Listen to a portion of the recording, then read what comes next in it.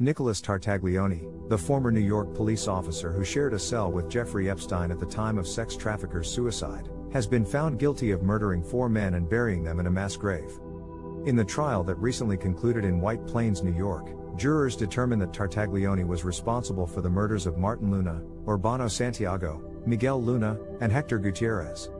According to the U.S. Justice Department prosecutors, Tartaglione lured the 4 victims to a meeting under the impression that he wanted to settle a debt of money. When the victims arrived, Tartaglione terrorized and tortured Martin Luna, strangling him to death with a zip tie, with one of his nephews watching in horror.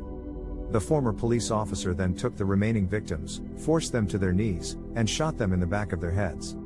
Tartaglione then buried the 4 men in a grave at a property he rented, and the bodies weren't discovered until 8 months later.